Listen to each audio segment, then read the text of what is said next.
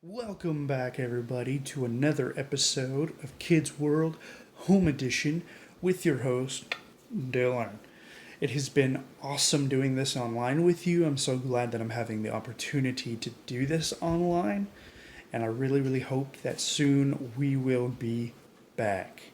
So today's lesson is going to be pretty cool. We're going to be going over the first five disciples of Jesus Christ, the ones that he ran into, not necessarily ran into, but the ones he chose, that he personally chose. And what's cool about these five is that the first four were actually brothers from different families, okay? And the last one was a tax collector. Tax collectors were not popular back then, still aren't really, but today, we're going to go over that story, how Jesus chose them, what he said to them, what the Sadducees or religious leaders thought of them, and how Jesus responded to that. So it's going to be a pretty good lesson. Now, what are some things that we already know about the disciples? There were 12 of them altogether, right? Later on, they became apostles, which means that they witnessed or saw the resurrected Jesus Christ. Okay, so if we see someone today uh, talking about that they're an apostle, or we see it on their truck or van or car or whatever saying apostle, you know, Apostle Lauren or Apostle John, it's not true. Okay, because that means that they would have to be there 2,000 years ago when Jesus resurrected from the dead and see him personally, so that way they could be labeled as an apostle. That's impossible. There's no one here that's 2,000 years old on earth currently at this moment. So that's just a big lie. But this story is really cool because the disciples are some pretty awesome people. Why are they awesome? Because they're just like you and me. They're just people. And we're going to see that they had normal jobs. And we're going to see that they came from every type of background. Some of them weren't popular. Some of them people didn't like.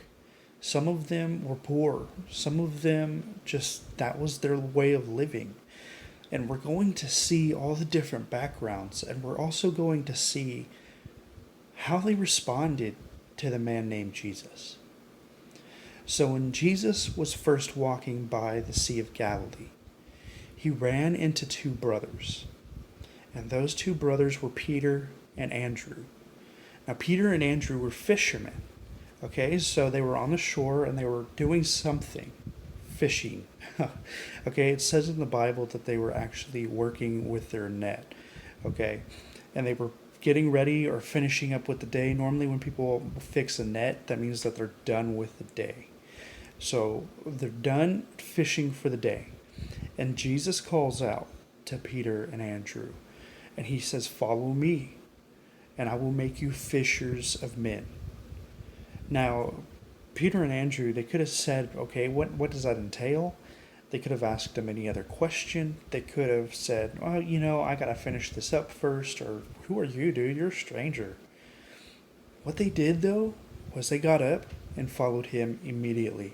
They just dropped what they had. Now this is their business, okay? This is how they make money. They're fishermen. This is what they do for a living. And for them to get up and just follow him is a type of faith that I aspire to have. Okay? It's just to follow God that way. Just drop what I have and go.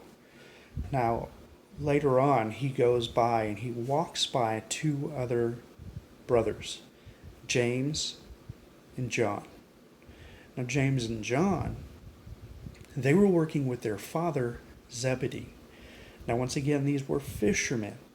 And this time they're working with their dad, which means this is a family business. This is something that they do for a living and have been doing for a living for quite some time if they're with their dad, right? So what are they doing? They're fixing their nets. So once again, we see it's the end of the shift. They're done for the day. They're fixing their nets. They're with their dad. Jesus comes along and he says, "Follow me." Now, how do you think James and John responded? Do you think they were like, "Hey, Dad, I'm gonna go with this guy," or do you think they said, "Hey, who are you? It's kind of weird that you're coming up here and doing this," or how do you think they responded? This is how they responded. They dropped what they were doing and followed him. It doesn't even give us any details saying that even if they even said bye to their dad. It just says that they dropped and went. They dropped their stuff and followed him. So it doesn't even give us any details of them even saying bye to their dad. They just went up and followed. The fifth disciple was a tax collector. Tax collectors back then were not popular. Tax collectors were known to be liars. They were known to take a little off the top and charge more so that way they could have some personal spending money. So they were pretty wealthy people. They were pretty disliked. Now Jesus walked up to the taxing office or the taxing room or wherever this person was and found him sitting in this room. I don't know what it means. I don't know what he was doing. Maybe counting his money for the day.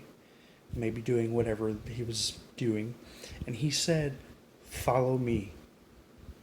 And Matthew stood up and followed him. Matthew, I know, right? Matthew was a tax collector. And he was pretty wealthy, according to some of the references that I've read into. And we're going to see how he used that wealth. So now Jesus has the first 5 disciples, okay? And then later on, Jesus goes and recruits some other people, recruits 7 more people to make 12, right? So then we go back and we see that Matthew has a big feast at his house for Jesus and the disciples. So now they're one big group and they're having a big feast. Now this wasn't a small feast, it was big, okay? It was expensive, and Matthew's house was pretty good. Remember, he's a tax collector. He's taking money off the top his whole life. And that's about to change. And we'll read that later in the future. But so here they are having a big feast. Now Jesus is currently with who? Well, Matthew's a tax collector. And the 4 fishermen, the 2 brothers each, well, they weren't saved. So what are they? Well, we're all sinners, right? Even when we are saved, we still sin. We're all sinners. So he's eating with tax collectors and sinners. So the Sadducees, or the religious leaders, they're just big trouble. I don't know how they find Jesus all the time. They must have like spies or something. I don't know. But they're like that annoying person. They're like the annoying brother or sister that just always has eyes on you. And the moment you pick up the remote or anything, they're like that. They're like, "Ooh, I'm telling on Mom. Ooh." That's just how they are, and it's so annoying. So we see that Jesus is eating with his disciples, and the religious leaders show up. And they show up and they go, "Wow. So you are eating with tax collectors and sinners. Wow." Oh, wow. And so they're trying to mock who Jesus is. They're also beating down the disciples. They're like calling them cheaters and sinners. Now, would you like to be called that to your face? Would you like someone to come to you and talk about your past and just beat you over the head with what you've done? What you know is wrong now? I wouldn't want to. I would be kind of mad. I would be kind of upset. I might even be a little distraught or defeated inside. So I can only imagine what the disciples were feeling. Now, this is how Jesus responded. He could have gotten mad. He could have used his God-given powers and just banished them. He could have done any of that, but he didn't. He used it as a lesson. He said this: "Who goes to the doctor? Do healthy people go to the doctor?"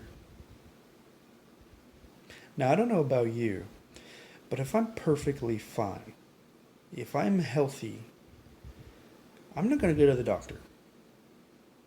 First of all, I have a hard time with the doctor. because I have a little bit of pride in me when it comes to me, my body, and my health.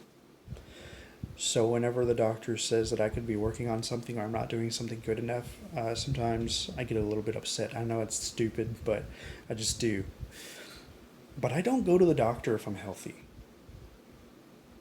So that's what Jesus is bringing up. Do you go to the doctor if you're healthy? No. The sick go see the doctor. Now, he's not talking about our health physically. He's talking about spiritually. So why would Jesus only go to those who are already good spiritually, who already know that he is the Messiah? Why would he do that? He needs to reach those who are lost, who doesn't know. And then he says it again with the spiritual base. He goes, he didn't come to help the good. He came to help the sinful. And from there, the Sadducees were kind of like lost. They were kind of like dumbfounded. You know what I mean? It's kind of like a zinger, a burn. And Jesus got them pretty good. So how does that apply to us? Well, we need to look at the way Jesus responded. Now, is it bad to have Christian friends? Not at all. Actually, Jesus says that we need to surround ourselves with fellow believers. We need to have that encouragement from other believers. But we cannot forget our purpose. And our purpose is to be with the lost, to help the lost. Not to be in their ways and follow their ways, but to be a friend to them. It's like someone who can't swim. And they go into the lake and they start to fall into the lake. And what do? Do we just sit and watch? No. We try to help them out.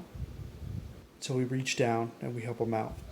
One time with my friend Chase, years ago, we built this, we dug this huge hole in the ground. I mean, it was like 6, 7, 8 feet deep.